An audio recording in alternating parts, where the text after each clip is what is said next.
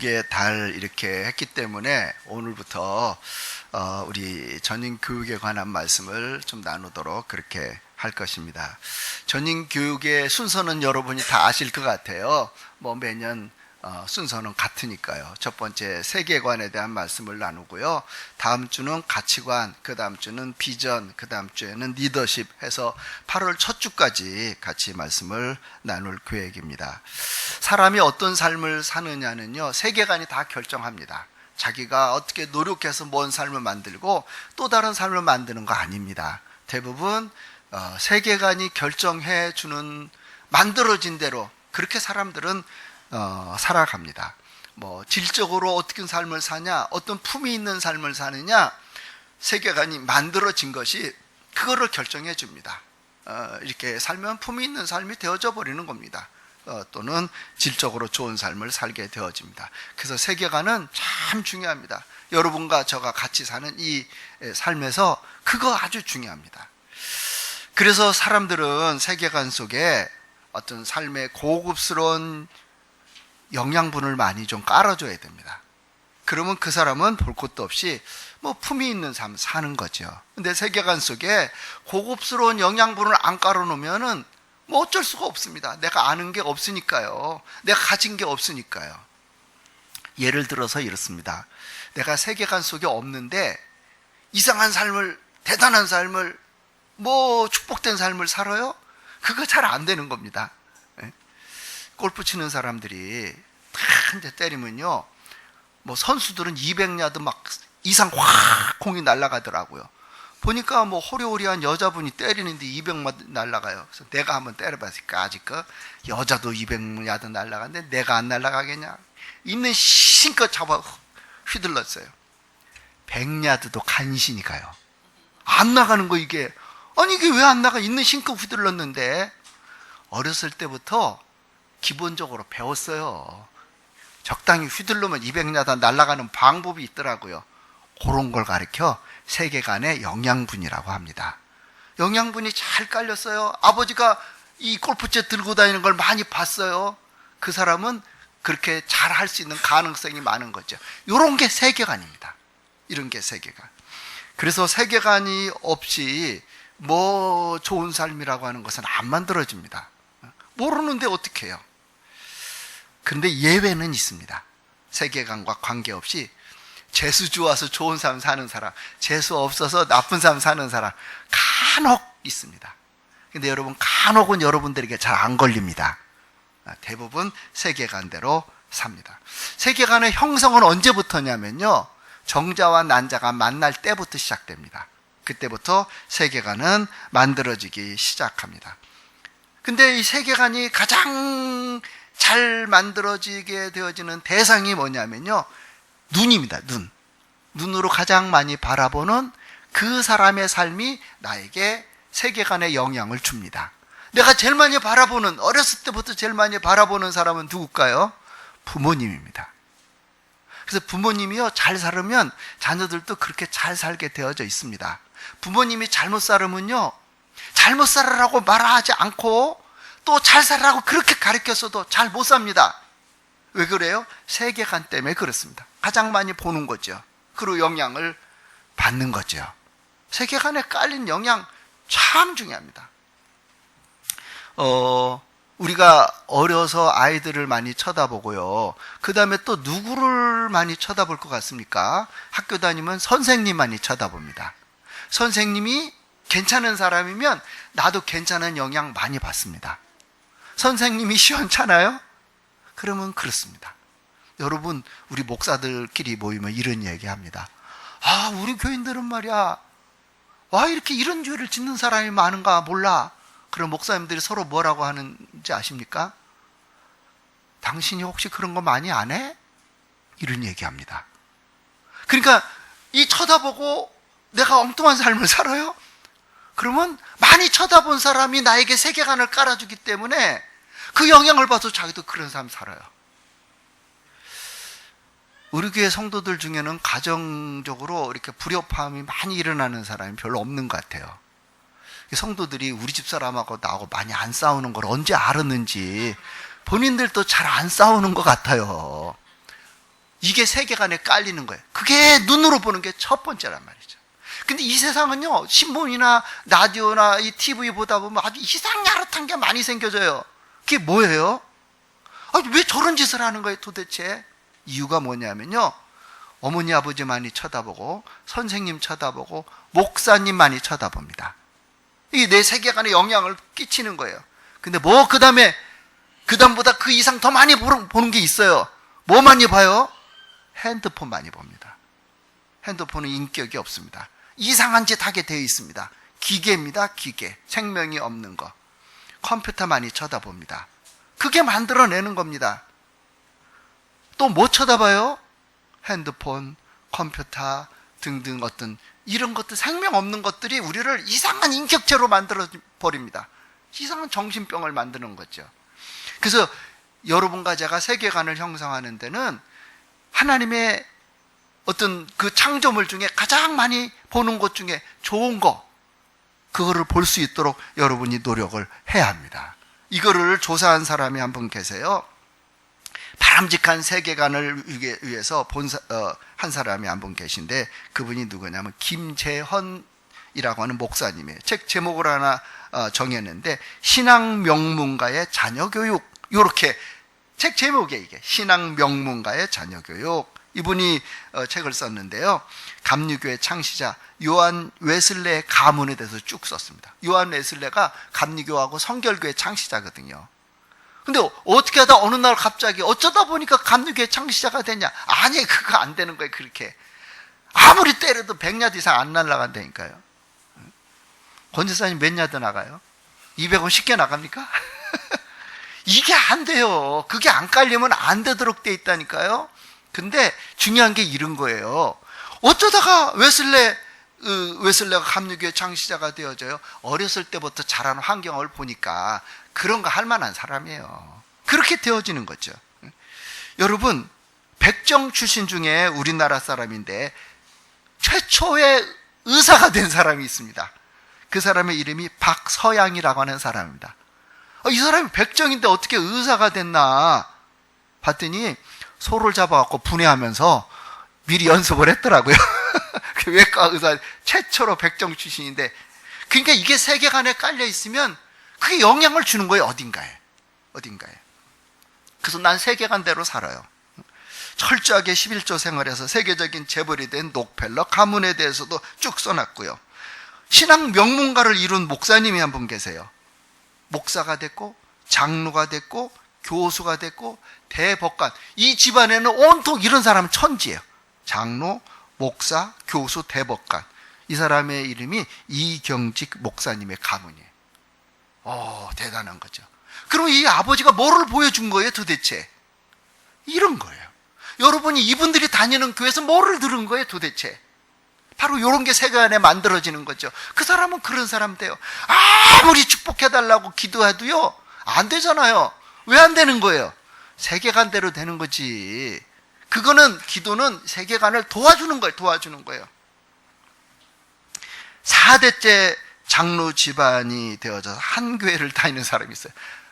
아버지부터 아버지, 아들, 손자, 증손까지 다 장로예요. 한 교회를 다 다녀 또 거기를. 이런 집안도 있어요. 이분이 이철상 장로님 가문이에요. 그분에 대한 가정에 대한 또 기록을 쭉 해놨더라고요. 8명의 목사와 30명의 장로를 배출한 가정이 있어요. 김덕호 장로님 가문. 여러분, 장로님 집안에서요 이렇게 있는데, 장로님하고 부인 권사님하고 이야기하다가 목사님 자꾸 흉보고 목사님 이상하게 이야기하면 그 집안에는요 절대 목사 안 나옵니다. 왜 안 나와요? 아버지 어머니가 목사님을 시원찮게 얘기했기 때문에 목사 안 되려고 그럽니다. 자녀들이. 목사님 집안에서요 장로님들 자꾸 안 좋은 얘기합니다. 그러면 그 집안에요 장로 안 나옵니다. 장로 되면 우리 아버지 어머니가 말했듯이 그냥 뭐 나쁜 사람이 나오는 것 같아요. 그래서 장로 되기 싫어한단 말이죠. 그러니까 이게 지금 8명의 목사와 30명의 장로를 배출한 김덕호 장로님의 가문은요 서로 그렇게 교회에서 목사님 칭찬하고 목사님 장로님 칭찬하고 이러다 보니까 이렇게 이런 신앙의 명문 가문이 된 거죠. 한 번만 더 얘기하겠습니다. 매년 자기 자녀들은 몽땅 다 해외 단기 선교 여행 가는 게 이 집안의 전통입니다. 가서 막 땀 흘리면서 수고도 하고 일도 하고 막 돌봐주고 청소도 해주고 이러고 돌아옵니다. 박용문 목사님 가문이 그렇습니다. 박용문 목사님 잘 아시죠? 막 과격하게 설교 열심히 하시는 그분입니다. 자손 대대로 온 집안에 시집을 가거나 장가를 가거나 그 집안에서 이제 자녀들이 생기면 몽땅 온 가족이 여름에 단기 선교 한 번씩 가는 거예요. 일주일이든지 한 달이든지 두 주일이든지. 그래서 그거를 위해서 돈을 모으고요. 그거를 위해서 저축도 하고 그래요. 이제 신앙 명문가가 그렇게 만들어집니다. 그러니까 여러분 1세대 때 이렇게 잘 믿었잖아요. 2세대까지 이어지고 3세대, 4세대 계속 이어지는 그러한 가문이 되어져야 합니다. 축복된 가문입니다. 하나님이 축복하시는 그러한 가문이죠. 할렐루야. 그렇게 되어져야 돼. 그렇게. 우리나라는 계속 잘 신앙이 이어지는 게 몇 퍼센트 정도 될 것 같아요. 이 목사님이 신앙 명문가의 자녀교육 김재현 목사님이 조사를 해보니까 우리나라는 15% 된답니다. 아버지 어머니가 믿던 예수, 자녀들이 믿는 이게 15% 이 정도, 85%는 안 믿는 거예요. 부모 세대가 열심히 신앙생활을 했으니까 자식과 손자 그 이상 내려가야 되는데 이걸 가르쳐 뭐라고 그러냐면 수직 문화라고 합니다. 하나님을 잘 아는, 하나님에 대해서 수직 문화가 잘 되어지는 이게 진짜 축복된 가정입니다. 수평 문화 이거는 잘 되는데 수직 문화 이것이 안 되면 안 됩니다. 수직 문화가 잘 된 나라 여러분 잘 아실 거예요. 뭐 별로 안 좋아하는 분도 있지만 유태인들이 그렇습니다. 노벨상 가장 많이 받고요. 세계적인 부를 많이 차지하고요. 권력도 손에 쥐고 있는 그 유태인들은 수직 문화가 제일 많이 발달되어 있습니다. 그래서 그 사람들 보면요, 막 촌스럽기도 하고 그렇습니다. 할아버지가 중절 모자 쓰고, 그 다음에 머리 꼬고, 까만 양복에 하얀 와이셔츠, 까만 넥타이 메고, 아들 손잡고, 아들도 그렇게 중절 모자 쓰고, 까만 옷 입고, 손주도 까만 중절 모자 쓰고, 머리 따고, 까만, 3대가 손잡고 걸어갑니다. 어디는 4대도 걸어가는 데도 있습니다. 뭐 안식일 날 시나고고 가는 겁니다, 지금. 하나님께 예배드리고 성경 토론하러 가는 겁니다. 계속 수직 문화가 잘 되어집니다. 좀 전에 말씀을 드렸죠. 노벨상, 세계적인 부, 권력 이들이 다 잡고 있습니다. 여러분, 여러분과 제가 신앙생활하면서 세계관 작업을 잘하면요, 자손 대대로 예수 잘 믿고 복은 하나님이 알아서 주는 거예요. 우리가 말하는 물질의 복, 세상에 눈에 보이는 복, 하나님이 그 줘서 일을 시켜야 될 사람 그 사람에게 주는 거지, 주세요 주세요 매달린다고 주는 게 아니잖아요. 솔직히 여러분, 우리 학교 교육은 굉장히 관심 많잖아요. 교회 교육은 어떻습니까? 교회들마다요, 심각한 게 이런 겁니다. 주일 낮에 참석하는 사람의 절반도 안 되는 게 교육부서 학생입니다. 교육부서 학생이 어른들보다 절반도 안 되는 거, 이게. 그러면 어떻게 되어진 거예요? 이게 교육이 잘못되어진 거잖아요. 신앙의 이렇게 이 가문이 잘 안 이어지는 거잖아요. 주일날에 교회 가서 신앙 교육 받고 인성 교육도 받고 말씀 교육도 받고 기도 훈련하는 것보다 학원 보내는 걸 더 좋아한대요.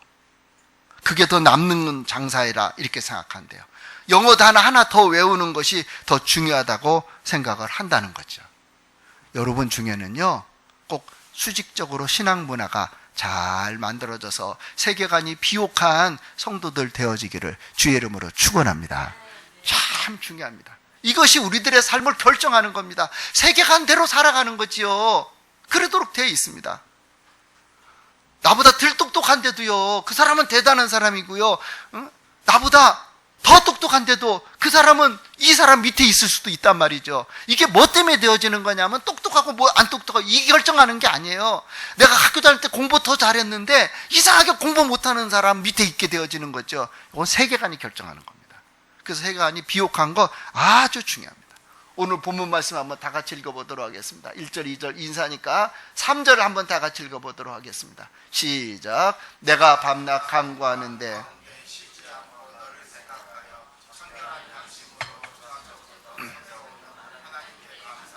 아멘. 세계관은 여러 가지가 있는데 그 중에 오늘은 청결한 양심 부분인데, 청결한 양심. 청결한 양심은 그냥 만들어집니까? 내가 많이 봐야 됩니다. 내가 부모님을 봐야 되고요, 선생님을 봐야 되고요, 목사님을 봐야 되고요, 핸드폰, TV, 컴퓨터는 좀 덜 보시기를 바랍니다. 우리 인격을 망가뜨리는 겁니다. 왜냐하면 생명이 없기 때문에 그렇습니다. 생명이 있는 것에 영향을 받아야 어떤 축복된 생명의 역사가 일어나죠. 이게 생명이 있잖아요. 자라나잖아요. 가져올 땐 조그만한데 자보다 자꾸 우리가 커져요. 근사하게 자라나죠. 그건 다른 건 생명이 없어요. 그러면 피폐해져 이상한 별족 같은 행동을 하게 되어져 버리는 거죠. 그래서 여러분과 저는요, 청결한 양심, 성경을 읽고 이 말씀 묵상하고 이거하고 갈등 겪으면서 싸우는 거예요. 그것을 내가 내 믿음의 후배들에게 보여주는 거예요. 꼭 내 자식이 아니라요, 우리 교회 안에서도 내 믿음의 후배, 나보다 나이 많은 믿음의 후배도 있을 수도 있고요, 보여주는 거죠. 서로 그렇게 영향을 주면서 사는 겁니다. 청결한 양심 너무너무 중요합니다. 청결한 양심을 가지면 어떻게 될까요? 마태복음 5장 8절 보니까 마음이 청결한 자는 복이 있네. 그들이 하나님을 본다. 여러분, 하나님 어떻게 쳐다봐요? 모세도 하나님 못 봤어요. 십계명 받으러 시내산 올라갔다 오고 십계명 받아오니까 얼굴에서 광채가 났고 사람들이 모세를 못 쳐다봐요. 그래서 수건을 뒤집어 쓰고 사람들을 만나줬던 그 모세도요, 하나님 못 봐요. 하나님 손으로 덮어버려요. 그리고 하나님이 그 위에를 지나가시는 거예요. 하나님 보면 죽으니까. 근데요, 마음이 청결한 사람은 복이 있는데 하나님을 본대요. 놀라운 일이 이것은 놀라운 일. 그래서 세계관 속에 우리 자녀들, 우리 모두에게 청결한 양심을 자꾸 만들려고 그러는 거죠. 두 번째 보면 뭐라고 써 있는 줄 아세요? 여호와의 산에 오를 자가 누구며 그의 거룩한 곳에 설 자가 누군고. 천국 아니겠어요? 여호와의 산에 오를 자 천국, 거룩한 곳에 설 자 천국. 누군가? 곧 손이 깨끗하며 마음이 청결하며.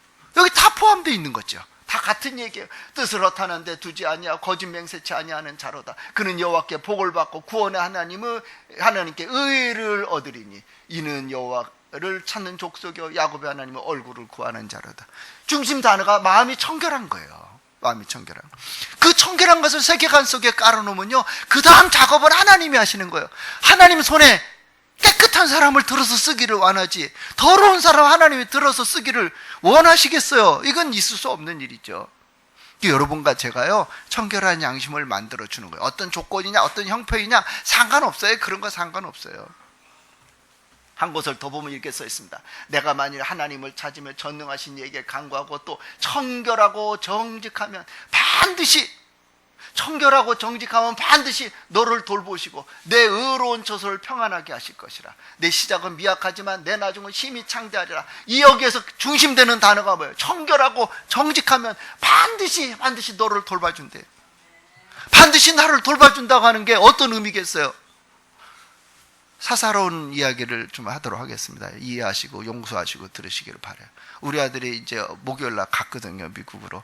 근데 한국 오자마자 저한테 그러더라고요. 아빠, 그 녀석은 장가가 갖고 40을 바라보는 놈이 아직도 나보고 보면 아빠라고 그러더라고요. 아빠, 왜? 카드 좀 하나 주세요. 나 한 개밖에 없는데. 왜? 한국 돈이 없어요. 움직이려면 돈이 필요한데 돈이 없으니까 카드를 주세요. 아유, 가슴이 쿵쾅쿵쾅 뛰더라고요. 이 녀석이 또 카드. 안 줄 수가 있나요? 그래서 할 수 없이 줬지요. 아니나 다를까 며칠 있으니까 딸랑 핸드폰이 울리는데 보니까 100만 원이 울려. 우와, 이게 미쳤나? 왜 이렇게, 그때 이제 7년 동안 못 고쳤던 악기를 2대를 고치니라고 한 대 50만 원씩 해서 100만 원을 들었다고 그러더라고요. 뭐 이것저것 이것도 하다 보니까 첫 달에 150만 원. 와. 그 다음 이제 다 섞었지 했더니 그 다음 달 딱 됐는데 첫 주에 또 160만 원에 또 딸랑. 이건 또 무슨 날벼락이냐. 이건 내가 이제 갚아나가려면 몇 달 고생해야 되거든요. 그랬더니 이빨이 다 썩었더래요. 아, 이건 우리가 물려준 거잖아, 이거.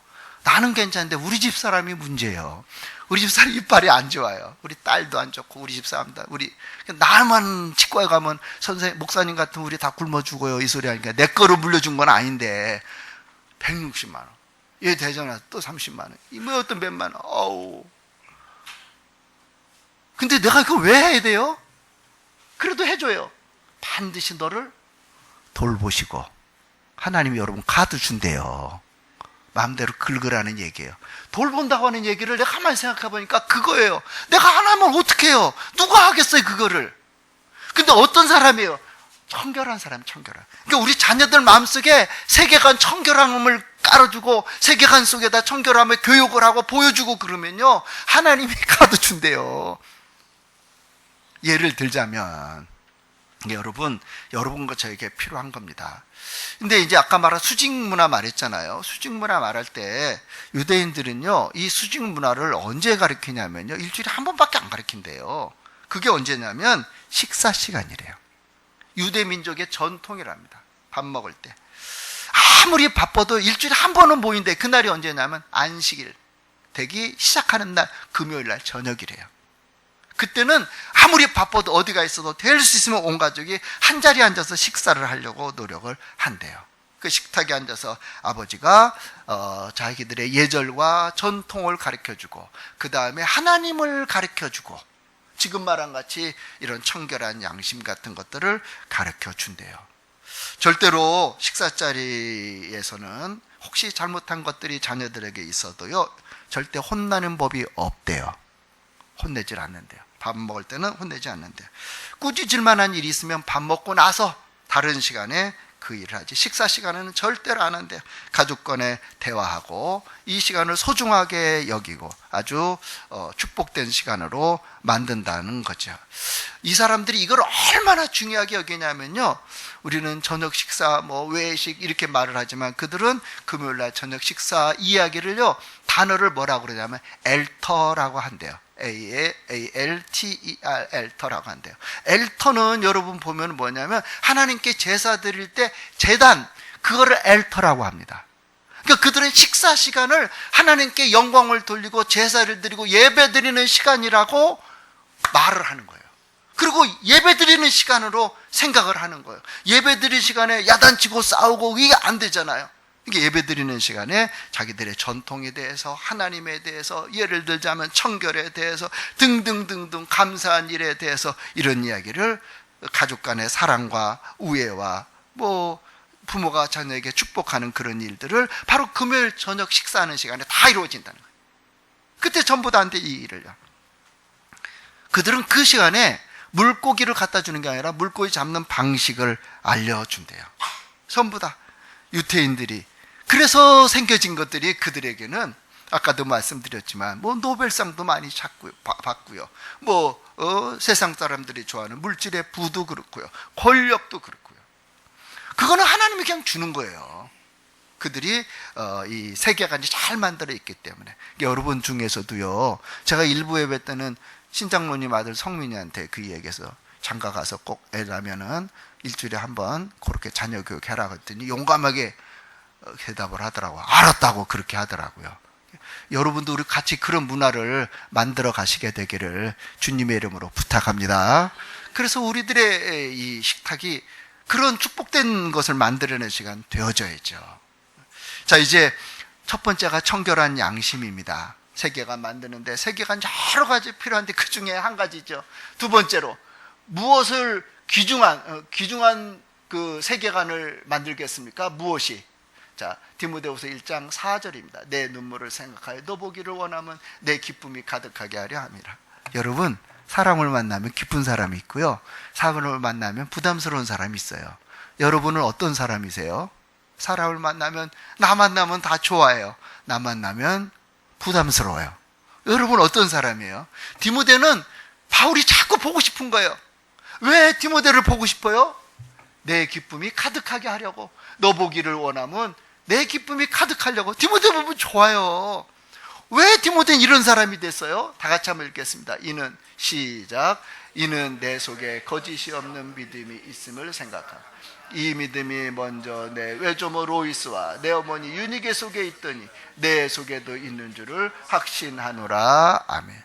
이 믿음이, 이는 너만 보면 기쁘고 좋아. 왜냐하면 내 속에 거짓이 없는 믿음이 있대요. 거짓이 없는 믿음 디모데가 어떻게 하다가 가진 거예요? 이 믿음은, 거짓이 없는 이 믿음은 내 외할머니 로이스에게 있었고 내 어머니 유니게 속에 있더니 그것을 보고 자란 너에게도 있구나. 사도바울 선생님이 이 말씀을 하는 거죠. 그때 어렸을 때부터 그게 만들어지는 그 작업이 그게 우리 마음속에 깔리는 세계관이에요. 우리 마음속에 형성이 되어지는 거죠. 그거를 만들어주는 작업을 하는 거예요. 지금 잘못돼서 당장 수정하는 것도 중요하지만요, 더 중요한 것은 그 마음속에 뭐를 만들어 놓냐는 거죠. 어떤 것을 형성시켜 놓냐는 거, 이게 중요한 거죠. 그 다음에는 이제 알아서 축복되게 사는 거니까요.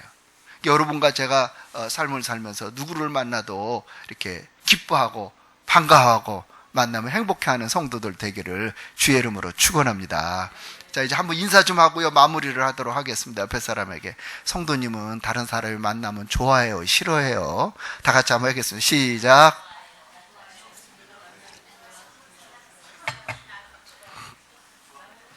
꼴 보기 싫어해요? 한 번만 더 인사하겠습니다. 성도님을 만나면 나는 참 좋아요. 시작.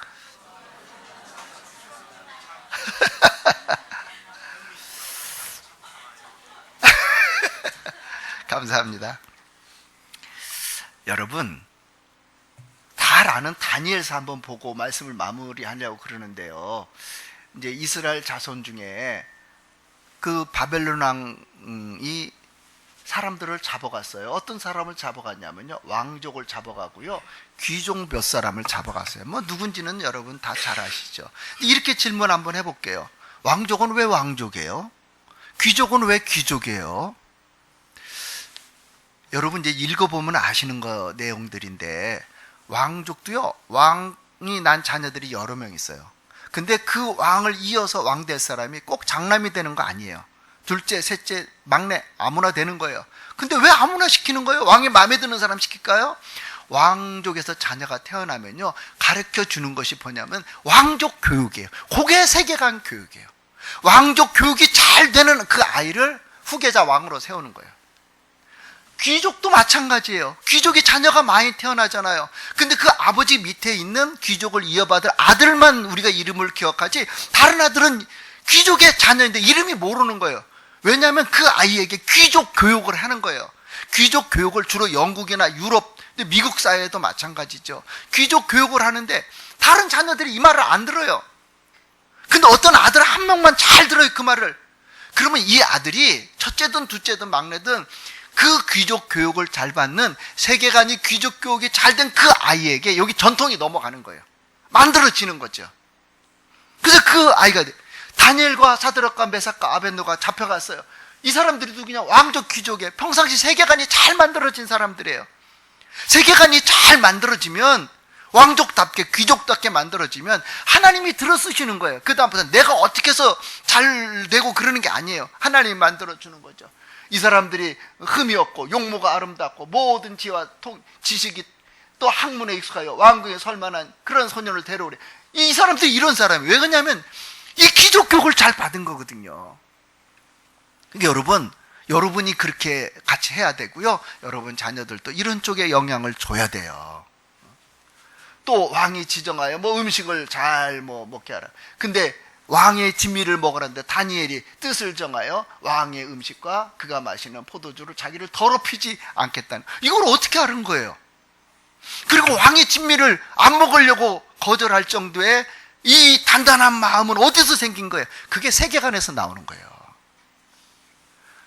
이 자꾸 딱딱한 소리를 막 크게 소리를 지르니까 우리 유빈이가요, 잠잘 때 쪽쪽이로 물고 잡니다. 그 쪽쪽이 색깔이 하얀색이에요. 근데 이걸 어디 갔는지 없어진 거예요. 근데 이게 물려줘야 잠을 자고, 또 잠자다가도 이거를 물어야 안 깨고 그러기 때문에 이걸 없으니까 막 커피 하나 사다가 줬는데, 이건 보라색 카바가 돼 있는 거예요. 그래서 이제 이빈아, 자 이거 물렸더니 딱 쳐다보더니 자기는 하얀색 물고 잤는데 보라색을 주니까 아니라는 거예요. 이거 아니래. 이건 뭐 아니라는 거, 말은 못하지만 아예 안 문다는 거죠. 아니야 괜찮아 이거 해. 아니야 안 한다는 거예요. 하얀 거 내놓으라 이거지. 아까부터 본 거, 옛날부터 봤던 거. 그러니까 엄마가 강제로 물렸나 봐요. 이렇게 바라보니까 이거랑 똑같은 거거든요. 맞다고. 그래서 두 개를 지금 물거든요. 이런 걸 세계관이라고 그래요. 어렸을 때부터 자기가 하얀 쪽쪽이를 빨았기 때문에 이것만 쪽쪽인 거예요. 어렸을 때부터 자기가 배웠던 세계관이 다니엘로 하여금 왕의 진미를 먹으면 이거 우상숭배하던 음식이기 때문에 싫다는 거예요. 본인이 안 한다는 거예요. 그래서 그 뜻을 정하는 거예요. 세계관이 이렇게 중요해요. 그러다 보니까 그 사람이, 다니엘이 어떤 사람이 되는 거예요? 흠도 없고 용모가 아름답고 모든 지혜를 통찰하고 지식에 통달하고 학문에 익숙한 그런 왕족 교육을 받은 사람인 거예요. 이게 세계관이 이렇게 만들어져 있는 거죠. 그래서 자기를 더럽히지 않겠다고 하나님이 굉장히 기뻐하셨대요. 결국 어떻게 돼요? 하나님이 이 내소년에게 학문도 주시고 모든 서적도 깨닫게 하시고 지혜를 주셨으니 다니엘은 꿈과 한상도 안 했. 얼마나 부러워요.